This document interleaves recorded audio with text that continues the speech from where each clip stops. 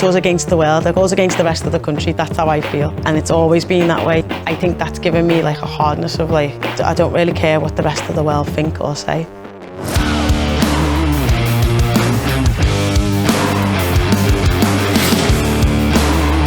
If you don't swim, you're going to sink. You've got to stick up for what you believe in, stay true to yourself, and never forget your roots.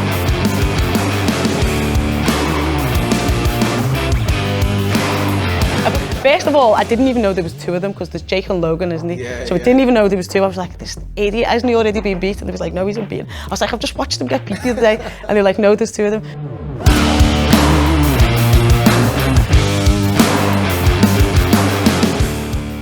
What is it about boxing that, for you, separates it from the other sports? So when I used to play footy, because I was alright, I wasn't as good as Keita, but I'll never tell her that. But I was an alright footy player myself, and my thing about footy was I believe in everything I do. I give 100%. Okay. And it used to annoy me that I'd give 100, you might give 75, you might give 20, they might give, 15.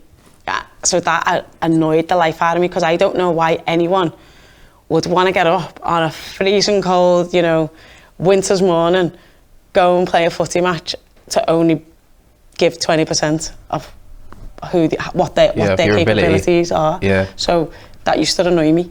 And then when I did boxing, I felt like no matter what, it was all about me, and I didn't have to rely on 10 other people to be 100%. As long as I give 100%, whatever happened. And it's because I believe that I do that, then regardless of results, I'm never disappointed, because I'm not one of them people that like gives 50% in training, or I genuinely, maybe Joe would disagree, but I think a good high percentage of the time I'm fully committed to what I'm doing, and I always give my best.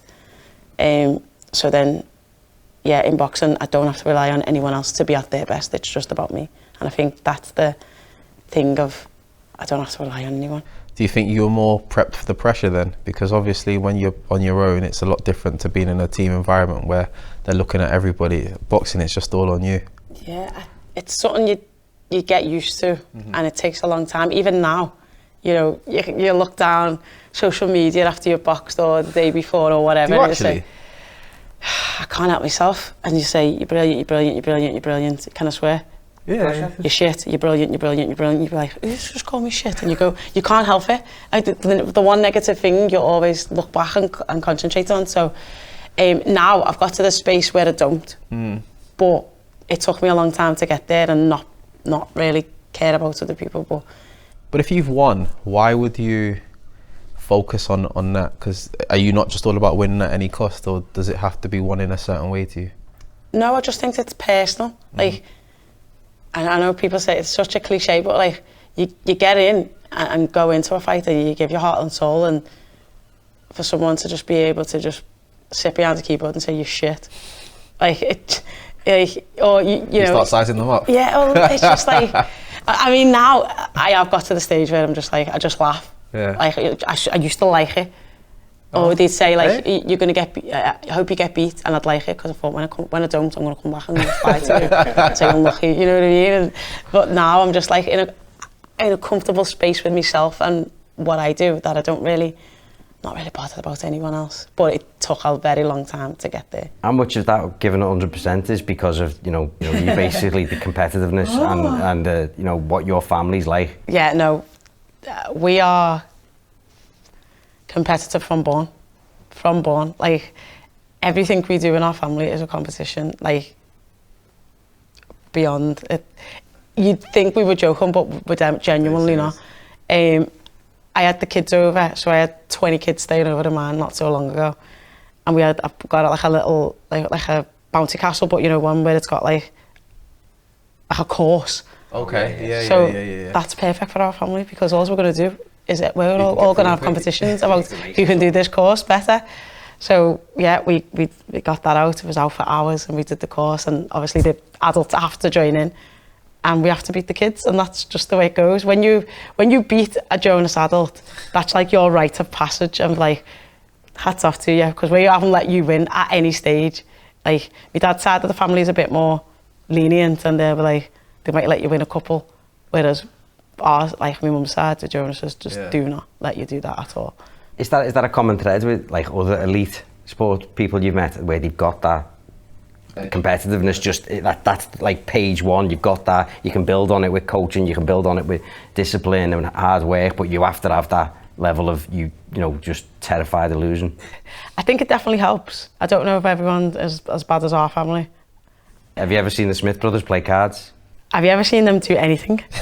They are like, have you ever seen them wind each other up? Oh, it's unbelievable. Yeah, I know. Yeah, so yeah, maybe they are. But you need like big families and competitive families, and you get that like base of resilience, you know, being humble, you know, working hard, like that goal setting. And when you achieve your goal and you finally beat me mum, me uncle, whoever it is, you're like, in your face, man. Yeah, I've done it. I've done it. Like my little nephew does. I did it. So yeah. We had that in our family, but none of us went on to be elite sportsmen. It's just you know, you just got a natural hatred for someone else getting victory over you, or whether it's at FIFA or anything, you just can't have it, and especially if it's within the family. So how much sport have you got within your family then, for people that don't know? Gosh, there's so my uncle's represented England in karate, and he's a 7th Dan, I think. Our Paul has been a professional bodybuilder. So his son, Marcel, who's my cousin, he's now a professional bodybuilder. Harris's 2 daughters have represented England in karate. My brother is an MMA fighter, a professional MMA fighter. I don't know what his record is. I'm obviously a professional boxer. We've got the next generation Dan, Lee, is a professional footballer for Liverpool, plays in the under-21s. Has played for England as well, as captain of England. We've got Maddox, who is in the Blackpool, just got a scholar for Blackpool Academy. So yeah, he's in the under-16s. Yeah. Casey plays for Everton, Everton under-16s. And there's definitely someone I've missed off. I just keep track of that. What have you got to go to? Yeah, there's obviously, God, how did I forget Keita? Yeah. So Keita, obviously, she plays for Brighton now, and has represented England. We've followed her to the Euros and the World Cup and everything else, and she's my little girl's hero. She wants to be Keita, and I want to play. I want to play football like Auntie Keita. She doesn't care about anything I do, but Auntie Keita's like. Well, there's a lot less like blood and sweat and snot and everything else in that sport, isn't he? Keita don't make it. Do you still think about football in terms of like what could have been? Yeah. So I was like more the Rachel Yankee days. Okay. So she was like the person who I looked up to when I saw her, and I was thinking, yeah, I can be here. I'm better than her, as you do. So in them days, like the team has come so far since then, and the world of women's football has advanced since then, like it should do. Yeah. So I would, at that time, before I got injured, would have rather played football. But now that I'm, you know, we've been the Rachel Yankee of boxing, and we have broken down the barriers, and we've made it easier for the girls that have come through after us. But I think as a whole now, I think boxing is probably better for me. But I do still look at Keita and think, I'll still take you. The footy's come a long way for the women's game, but it feels weird that, in a strange way, it's like, I don't think it gets spoken about in the same regard, the gender difference in boxing. It's that barrier seems to have either come down a lot quicker, or it's just there's a natural respect for it's mano-a-mano, and you know, 2 go in the ring, and there doesn't seem to have been as much fuss or kickback about it. It's like, I know the money's not parity and the coverage isn't the same, but in terms of like the respect that's from inside boxing, it seems to be, you know, that kicked in really quick, and it was like, yeah, you know, the headliners could be 2 women, and you know, and people will pay-per-view it and watch it. Oh, okay, the numbers aren't as big, but did it feel like that was an easier click over? I think just everything that I did in boxing, we've been the first to do. So it's like, I thought when I started, okay, I want to box for the Rotunda. I thought that was as far as I was going to get, because there wasn't really a clear pathway of what there was. So when I boxed for the Rotunda, and I'd done it a couple of times and I've won a couple of times, then I went to the championships and I went and won the championships.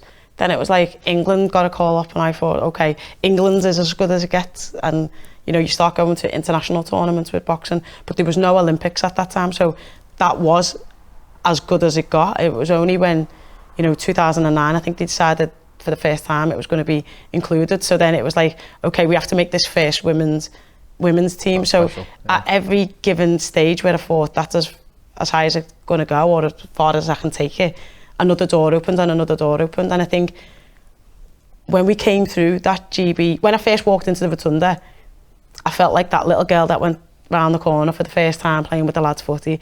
And you know what lads are like? Lads pick all the best players and then they pick the best mates. And I was the little girl coming round the first time, and I was the last one picked, and I thought, well, I'm well better than one of my cousins, because he was absolutely terrible.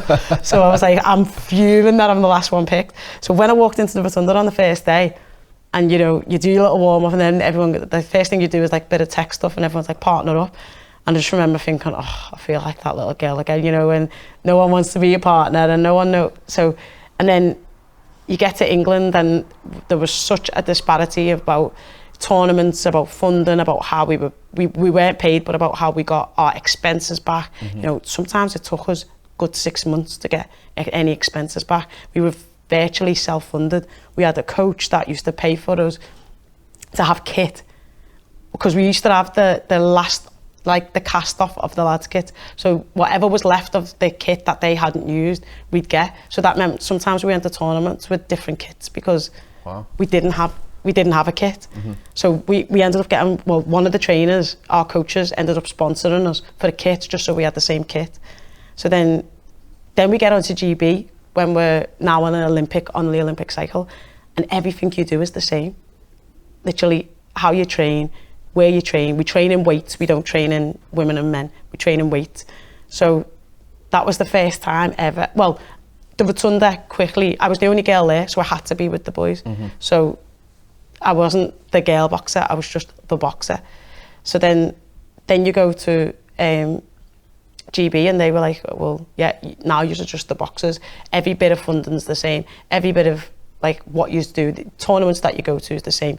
Everything was the same. So it was like, there was no disparity. So then you go to the pros then, and everything in boxing is different, because Sonny Edwards doesn't make as much as Anthony Joshua. So even they're not paid the same. Yeah. So everything's kind of, there's a clear understanding that it's not going to just be on a level playing field, because I'm not him and you're not her, kind of thing. And the demand for you is different but as long as you can prove what you're worth, then you will get paid better. So it isn't as big as, you know, we've got some stars and Ballon d'Or, you know, athletes in the females.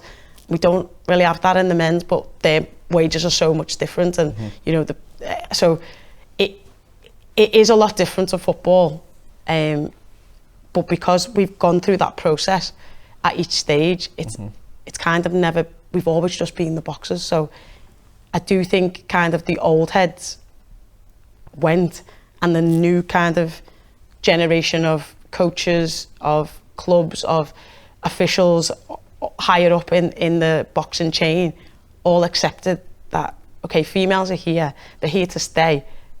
We want them to be a part, we want them to be successful, because that's a reflection on them. Yeah, of course. So when UK Sport give us a target for medals, they don't say we want 1 female medal and 2, they just say we want 3 medals, or we want 2 medals, or we want whatever. So when we go there, we're just a medal number to them. Whoever gets it. It doesn't matter where it comes and how it comes, as long as you meet the target. So I think that, even though how bad as it sounds, it helped. So, and then, again, I think platforms insisting on having females, like Sky, like TNT, like DAZN, like Channel 5, they insist now, we want some female representation. So, what do you think about that? Because there's the argument that you say it kind of dilutes things in a sense of, because you just said we just need someone. Do you think there's an element of that, of you've just put someone on there as to whether they maybe should be on there or not. What do you think? There is an argument of, sometimes there's big jumps in female because it is quite new here. Yeah. There's big jumps from being like domestic level to international level, and we haven't got them in like between bridger fighters, if you know what I mean. So you can quickly go from being 5-0 to a world champion quickly. Where it's not like that in the men's. You probably have 20 fights before you're even on the fringe of anything. There's no Del Boy to go through to get exactly. Yeah. And so that can be tough to watch that jump sometimes. But it's worked for us in the sense of like we got. You're in the room. Visibility is key. The amount of females that and kids and girls that joined the clubs. I think the numbers are like 67% increase in carded girls ready to box after the Olympics in 2012 when it was first shown, because girls just watched it and thought, wow, I didn't know we could do that. I didn't know it was an Olympic sport. People from MMA were thinking, well, actually I can't get there in MMA, but I can get there in boxing. People from karate will be thinking, well, I can't get there in karate, but I can. So them girls think, okay, I'll do that instead. And it was all because we were just there on the screen because they could see us doing it. And I think visibility is massive, and it is a tokenistic gesture, but it wouldn't last if it wasn't entertaining though. If it was terrible and it was like no one was watching it and it's like, that was crap fight, they would soon change their mind, but they haven't, because the product's been good. I think at the elite level, when it is like, there is no difference. Like there's no difference. Like they're both competitive. It's a good fight and that's fight fans appreciate that, no matter, because you can get Anthony Joshua versus Tyson Fury, and it's big and it's huge and it's whatever. But you can also get two lads on a club show that is not that level, but it's still entertainment. Yeah, just as entertaining. And that's what like I say, at its highest, at elite level, then the fights are no different. They're still competitive. They're still good fights to watch. What do you think about the scale back from boxing in the Olympics? There's talks about that not being in the Olympics moving forward. How do you think that's going to affect female boxing moving forward? I think it's sad times for amateur boxing. I do think the amateur process, the way and the pathway is so important for the grassroots and the development of even the professional side of the sport. So to see that it potentially might not be in the USA is sad, but from head to toe, from grassroots to the top, the sport's been corrupt for a long time. and no matter how they try and combat it, it's going to be that way. They always figure out a way to still make it corrupt. So how do you change that? I don't know. But that's basically what it is. They're saying AIBA, I think it is, which is the Amateur International Boxing Association. We're not giving you. So they was, even though they held all the major tournaments, now they've got this thing called AIBA, which is the International Boxing Association, which is totally separate. But they're recognised by the IOC, and AIBA, which just being the long-standing one, isn't. So now it causes a thing of, well, for a country, whose team are you joining? But if you join this team, then there's no chance you're going to the Olympics in this team. So it's sad times, but it kind of echoes what's gone on in previous years about, like, the multiple belts, and you have all of this thing of saying, well, it's so fractured and so, siloed. You have the WBC and all and people find it difficult to know, the gist of the sport, about who's who. It's like, that's tenfold with what's going on with the IOC, because they're bent as well. That's been proven many times over.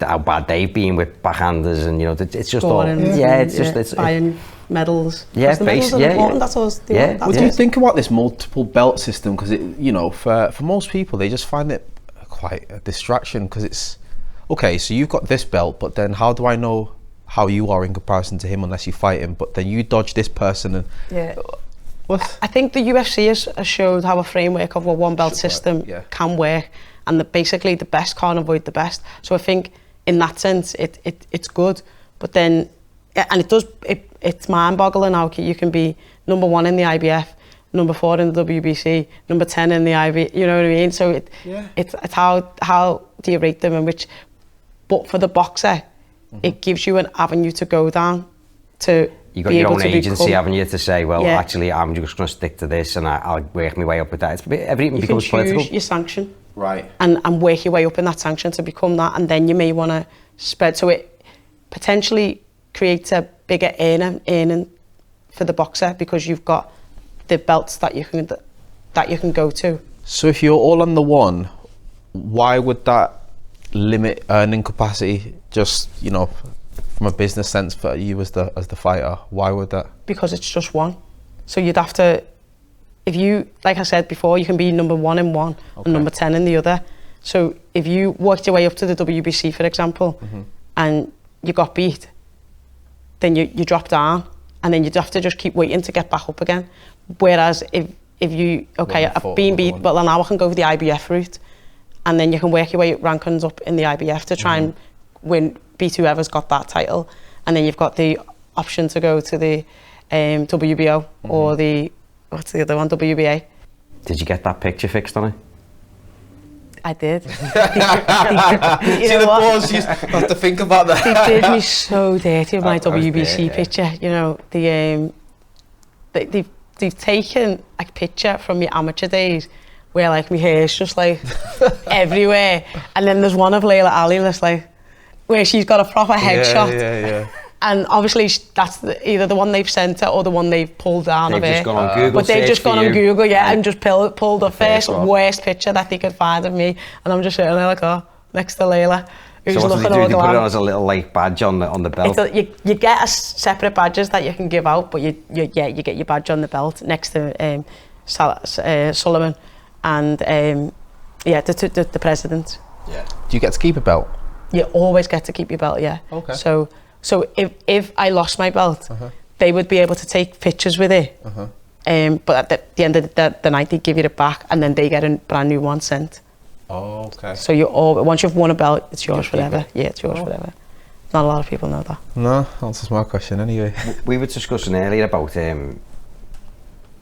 probably 2021, was it? You fought Harper and it was Katie Taylor straight after. Was that like a renaissance after that then? Was that like, do you see your career in almost 2 stages from there? I think the thing about like the UK is that we love an underdog. We love to build people up and knock them down, but we love an underdog. And you think you became an underdog after that? I was the underdog in that. And that was like, oh, you're too old, you're getting beat, she's too fast, she's too energetic, she's too this. And like I said before, I was going around like. I thought I'm going to reply to all yous. Because I just thought I felt a bit disrespected. And then when I went out and had that performance and the controversial decision and whatever, everyone was like, no, I take it back about it.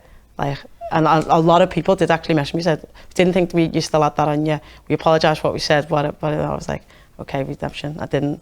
But then there was like, this girl, you've just done it dirty. She needs to have another shot. And then that kind of, so even though I didn't get the results I wanted, it kind of still boosted me like PR-wise in the profile, yes, in the eyes of everybody else.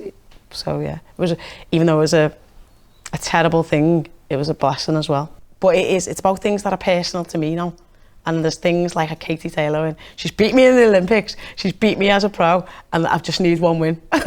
All I want is one win, and I believe that I was this close last time, that I believe I'm a better fighter, and I've got to get them fights that excite me, because there's nothing worse than training and you're like, you know, you're not really, I'm not saying I don't respect the opponent or whatever, but there's only certain people that you can get yourself up for. And it's like, there's Tasha, who's like the elite athlete, but then there's the one that, you know, means something, and you push yourself that little bit further and you get that more out. Yeah, there's only certain people that can do that for me now, and I think definitely Katie's one of them. So, what do you think, or rather, how do you feel about the way the Saudis have been for the sport? Gosh, it's a blessing and a curse. Okay, why? I think if you're one of them fighters that are lucky enough to be in the weight categories that they want, to be in the like in the mix of who they've got their fighters like your Bitterbeers, like your Bivels, like your Jay Apatayas, like your heavyweights and whatever. That's their little niche market. I think they're going to move to America now and be like Crawford and Canelo and whoever else. If you can be a fighter that can be in the mix of that, you'd be stupid not to go. Like, you're talking potentially 5 times more than you would earn anywhere else, getting that money there tax free. So you'd be stupid not to go. At the same time, it's hurting domestic fights here, like, because now everybody here who is in them things is like, I don't want to be here, I want to be in Saudi. And the promoters are like, actually, we're making this many minutes, example, we're making 2 million off this fight in this country. We're going to Saudi and making 10 million. So where do I want to be? I want to be in Saudi. Because they're a business. So that's where they want to be. So that means here at home gets neglected and our domestic scene gets neglected. And I think, they've had Ramla on, who was the first female to fight there. They've had Sky Nicholson and Raven Chapman there, which was the first female title fight. So hopefully that opens up the door for more females to be able to be on them cards. just saying. So yeah, hopefully that opens. But then, like I say, the domestic cards here and maybe the female scene here will be impacted by it going somewhere else. But hopefully it's not. With the Saudis like getting deeply into it and amongst other sports, it seems to have come along around about the same time as all the Jake Paul kind of stuff, me and our kids were out there with Paul Smith before the Jake Paul fight when he fought Tommy Fury, and it was weird. It was just fucking weird. It was a popularity contest, but you've got all these top ex-boxers who were giving their opinion on Jake Paul and going, well, you're saying, oh, well, I could beat him. I could go in there one-handed and beat him because I'm a pro and he's not, but he's an athlete and he's this. And it seems to have become some like Twitter personality contest where it's not really who's the best boxer, is who do people want to see fight some other person. I want to see him beat him because I like him more than him. Yeah. And that came about, only in the last 2 or 3 years, and now that's skewed a lot of the money towards that end of it as well, hasn't it? And they've got misfits now. And decent money misfits by all accounts. Exactly, you're joining. Just put in a good word. But first of all, boxing's an entertainment. It's always been an entertainment sport. So you've got to take it for what it is. There's wrestling, in the Olympics, and then there's WWE. So everything's got that same, like the other side, that entertainment side. It's what you take it as, and I don't really take that as boxing. It is a form of boxing, but it's more entertainment, as in, even though our boxing is, but you know what I mean. It's more like it is like the show and the charade. Theatrical. Yeah. The interesting thing about, I think they done it on one of the KSI fights. So they done a KSI in the O2, and they done a Joshua in the O2, and they done like a time lapse thing. And KSI was fighting at the start of the night and again at the end of the night. It took the O2 8 minutes to be full to capacity. On a Joshua fight, it can take up to 1.5 hours. So they are getting people in bum and seats to capacity in 8 minutes. Kind of like WWE, though, isn't it? Yeah. Their following's like a cult following, like the WWE, you're right, it's a proper cult following. It's like going to some kind of panto. Yeah. And when he first came to the scene and he was calling out all these names, just Jake Paul, I was like, who was this guy? First of all, I didn't even know there was 2 of them, because there's Jake and Logan, isn't he? I didn't even know there was 2. I was like, this idiot, hasn't he already been beat? And he was like, no, he's been beaten. I was like, I've just watched him get beat the other day. And they were like, no, there's 2 of them. So I was like, but I took it as, I did see it as an offence, and I was like, who's he to say he's a boxer? And he's come on the scene and he's been here for a year and he's earning millions and whatever. And then what happened was he took on Serrano. Now, Amanda Serrano is, I think, a 5 or 6 time world champion over so many different weights, and he, within the space of maybe 18 months, has made her a millionaire. She's never had £1 million payday until, and she was struggling financially until him.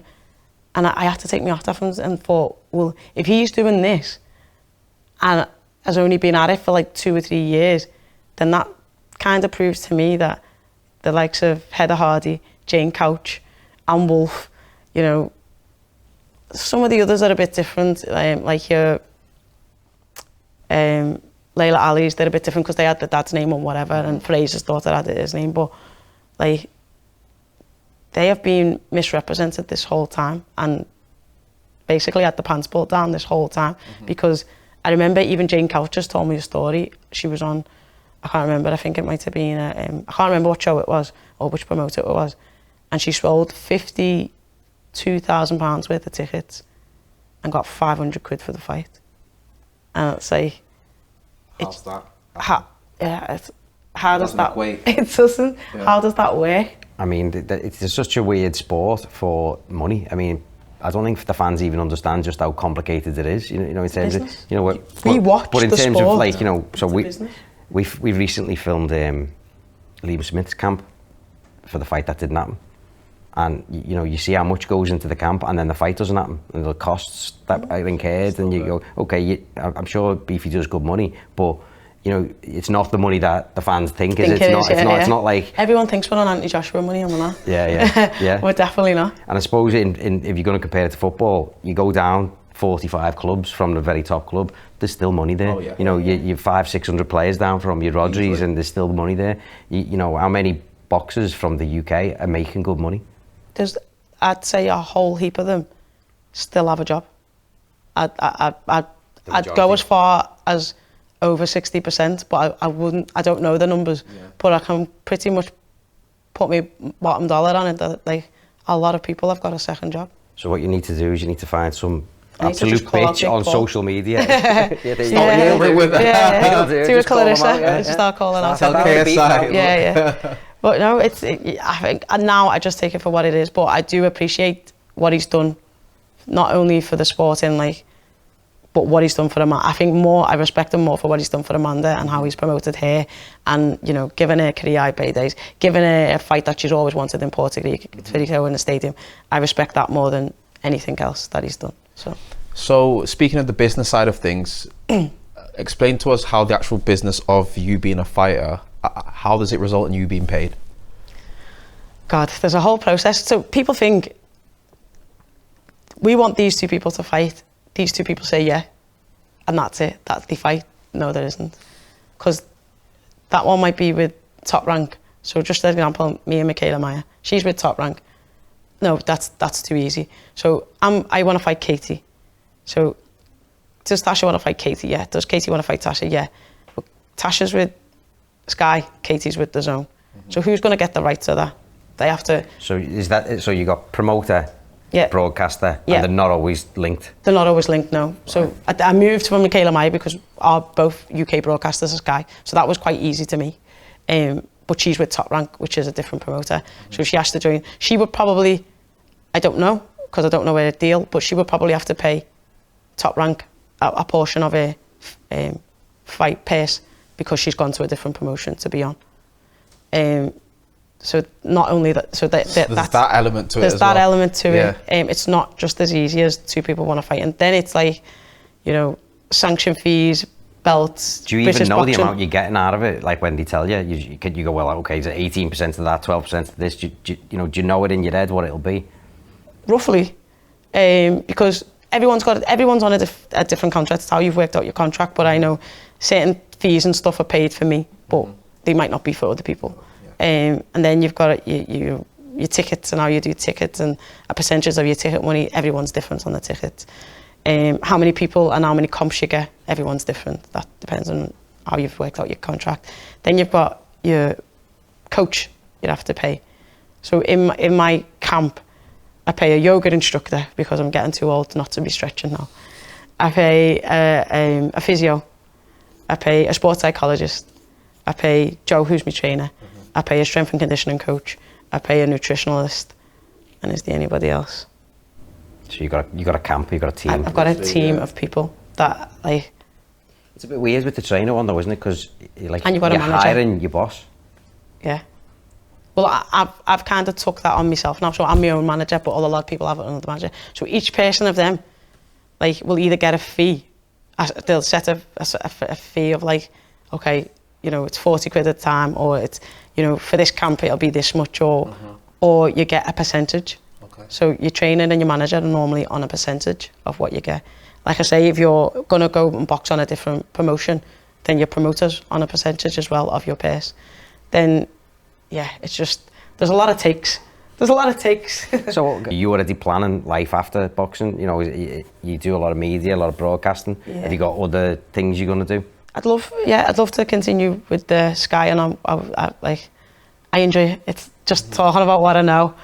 I think the fans respect what I say. They you know, I'd like to think that they think that I'm honest, and if I don't think someone's winning, I'll say it nicely, but I'll say it. And yeah, it's you're sitting, you got the best seats in the house, talking about what you know. So what's there not to like? And you're getting paid for it, so what's there not to like? So you could see yourself doing, well, obviously a lot more of that, but would you coach? Would you manage?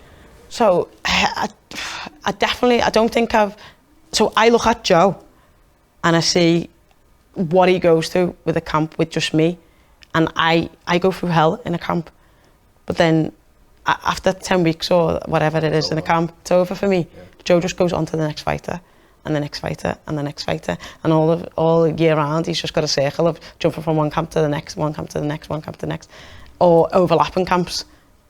Do you know what I mean? And I don't think that I could put in what he does. I got an offer before I even turned professional, after I left the amateurs, from the GB boxing setup, to be a coach and be, you know, kind of rushed through and accredited for all the coaching courses and stuff to be a GB coach. But my thoughts then was like, if I was going to be on GB Monday to Thursday coaching, why wouldn't I just be the boxer? Yeah, yeah, it'd make more sense to be the boxer. Exactly. So obviously saying that down, but again, that was an offer that I got. But I think for me personally, I think when I went and did the amateurs in the Rotunda, I absolutely loved it. And working with the kids, and it sounds stupid, but you learn more yourself because you make things so simple, and you'll do the simplest thing and make it easy because you want kids to understand it and get it. And then when you go back boxing yourself, like, why didn't I just do that? But yeah, I think if anything, I'd coach amateur kids. I definitely wouldn't do the pros. I am a manager as well, of Jonathan and Mikey and myself, it's interesting because again, there's some absolutely horrendous stories of people cutting things out. And I think every boxer, I think you've got to be a boxer for 2 or 3 years before you can be your own manager. And I think every boxer should be at least in their own business, because you are a business. You're the business. Yeah. But there's too many people having conversations about you as the business and you're not involved in the talk. And there's so many nightmare stories. Talk us through that one. How's that come about then? You just apply like anything else. You just get a license to be. But there's an example of I won't say the names, but they've been told, example, we've got you 100 grand for this. We've got you 60 grand for this fight, and that's been their biggest ever payday. And they were like, yeah, I want that fight. They go and do a fight. The person, the manager that got them the fight, takes their 20%. And it later came out that they were given 100 grand. And they'd already took their 40. Yeah. Took their 20% off the 60. 60, yeah. And then said, oh, we got you 60. Go on, who was it? You'd be surprised. And it was I'm pretty sure it was a family member of that person. So, but that's not the only, that happens a lot in boxing. Yeah. It doesn't ever come out, and there's NDAs, and you see people suing people, and you never quite get to the bottom of it. I think Carl Fracture's book, Carl Frampton's, is a stuff about, you know, stuff that he went through with the McGuigans and stuff. So it happens a lot. It's. Why do you think more boxers don't manage themselves then? I think stress.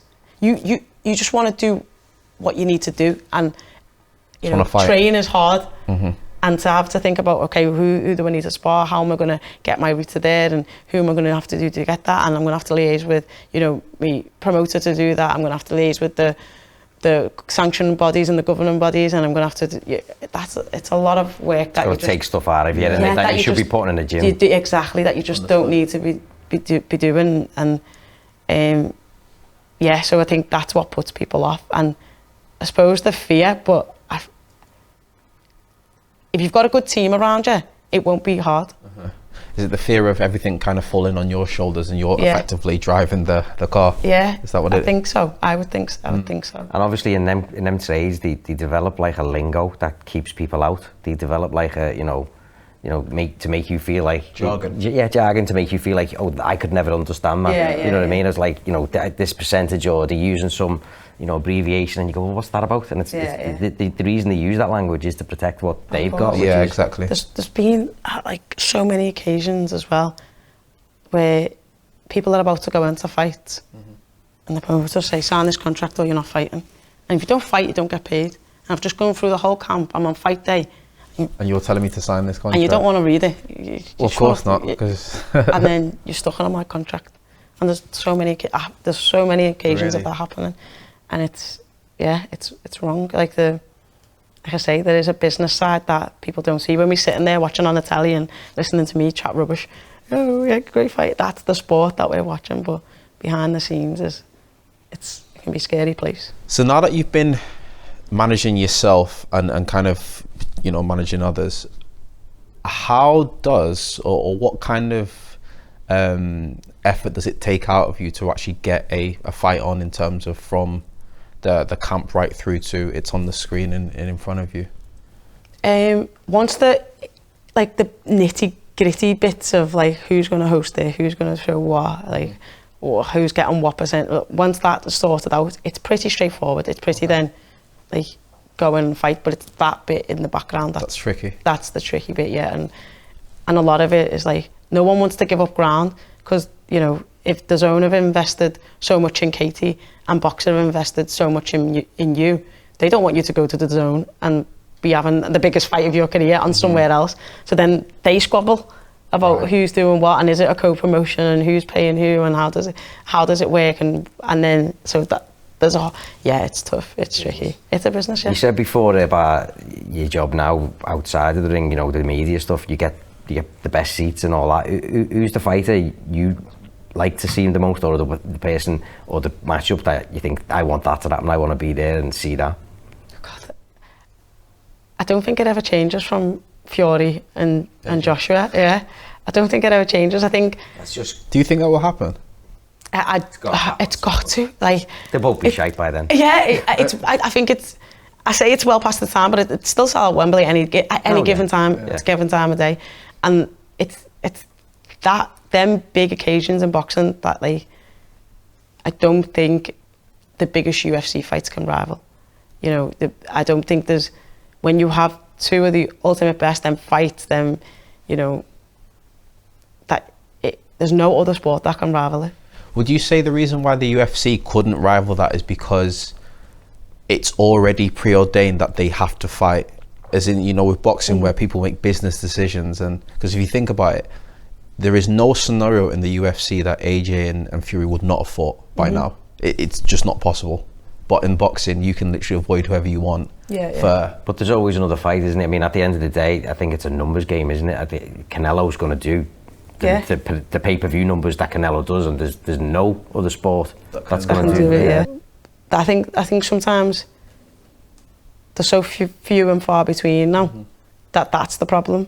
That these fights don't happen enough. Yeah, they're not happen often enough. But then again, Saudi come and just say, okay, Bitterbeer Bivol, that's the fight you've all wanted to see. We're going to put it on.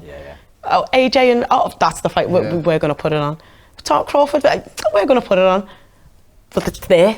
What they're going to do is they're going to spend $1 billion putting it on, and then sit there on the phone in the front row while it's on. See that? What are you doing? Spent $100 million on that. I know. Yeah, I think Bitterbeer Bivol was a fight that I wanted to see, and I was lucky enough to be there.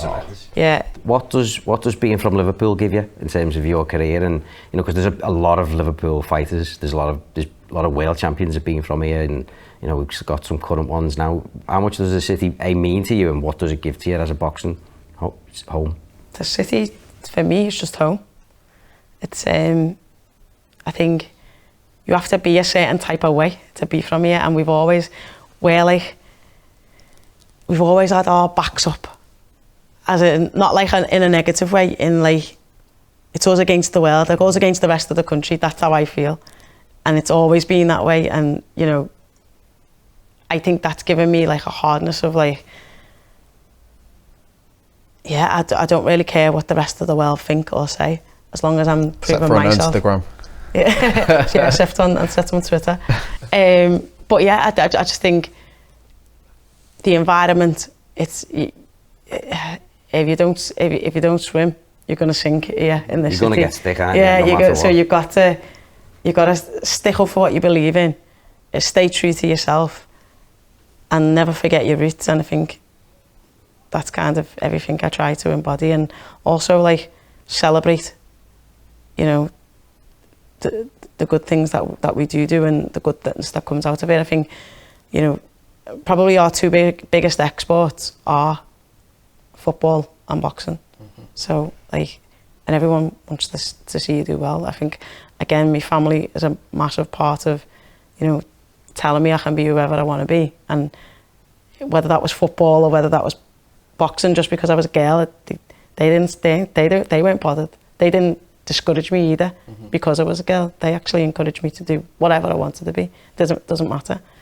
And I think, yeah, again, to be recognised and celebrated by the city with the murals, and you know, even coming up through the amateurs and going to the rotunda. Obviously, it was all boys, and I was the first girl to walk through the doors. But I was just a boxer, and in the Liverpool Echo and any other, you know, whatever, the BBC Radio Merseyside, whatever it was, I was just a boxer, and they celebrated all my achievements as if I was just like they would one of the lads.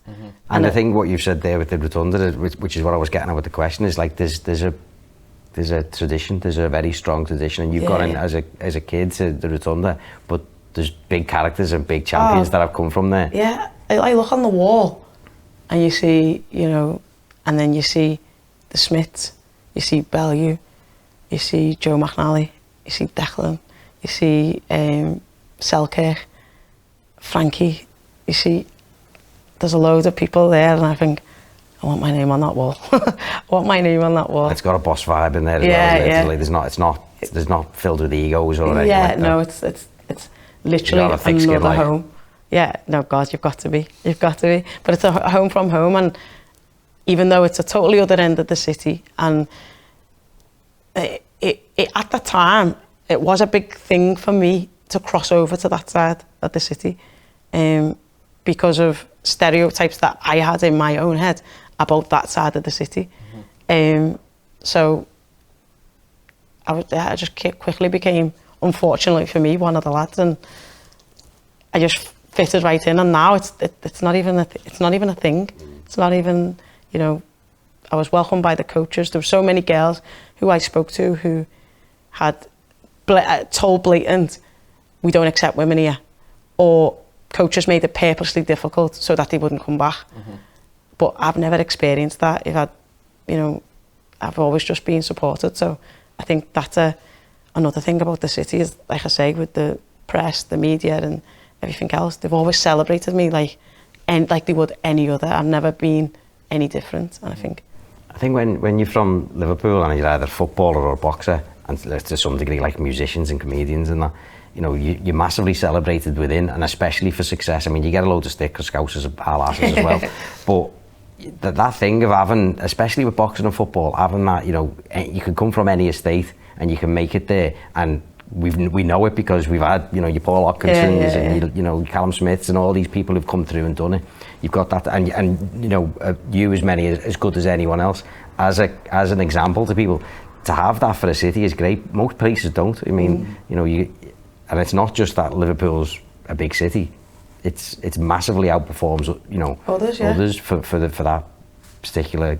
In the 2012, I don't know whether it was the athletes or I think it was the athletes. The only place that outperformed Liverpool was London. And London's massive compared to Liverpool. So that was the only place that outperformed us for athletes in the respective teams. So we are like, we're underrated and underappreciated as Scousers, that's what I say. But no, and I think what you've just said is a really important message, and that's why I'm so heavily involved in schools, youth and community groups to portray that message, because sometimes when you're a kid and you sit there... Did you say no to anyone? Because I asked around, like, she's got to have some dirt on her head. Does this charity turns up to that event? You go to everything, don't you? I try, because like I don't want to be seen as, that person that you watch on telly and, she's there.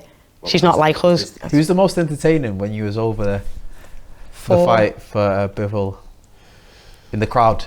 In the crowd? In the crowd. Who surprised you? I tell you who disappointed me a little bit, Buster Rhymes. Twice I asked him for his picture and he said no. Really? He didn't say no, just stormed off. And I was like, scuttling behind him. And I was a bit disappointed in that. Kept it moving? He just kept it moving. Or generally? I think Jaya Pataya. Okay. He's a nice lad. His family's dead nice. And it's like coaching staff, and they've got all the little dances and all the little noises that they make, which I swear is just the noise off Moana. So yeah, they were quite entertaining. They were a nice group. And what was weird is Bitterbiev trained out to Canada, and his coach was part of Marie de Kerr's corner, who I beat 2 years ago. And he asked me for a picture. I was like, you can have a picture if you can get me a picture with Bitterbiev. And he was like, yeah, sure, I'll do it. So I got a picture with him, and then I got a picture with him. So that was good. It was mad that, like, and Jaya Pataya's dad was like, oh, you're my favourite female fighter. And I was like, God, stop it. So that was like, that was a bit surreal, but it was nice that, like, I think, you've got a world champion, and like, as a son, and you think, you don't expect them to say things like that. I was like, oh, that was so nice. I remember as well when Beefy was first fighting Eubank, you came in the changing rooms. I don't know if you remember, we were there filming it, so we've got it on film. You came in the changing rooms, but you were pretty glamorous at the time. And oh gosh, and he got loads. I got absolutely loads. That's the rotunda through and through. He's getting gloved up, and I think it was like Cracker or someone. 100% it was Cracker. And it was like, tonight, Matthew. Yeah. And I was like, I've only came in to wish him good luck, and you're giving me loads. Yeah. That's what I mean. It's just like, you have that banter, and it is just, that's how it works. It's what makes the good times well, and makes what keeps you coming back as well. So, Tasha, thanks for coming on the Full It. Nice one. It'll be good to see you again. Brilliant. Thanks for having me. Cheers. Cheers. Good stuff. Pictures. Yeah. Hey. Thanks for that. That was all right.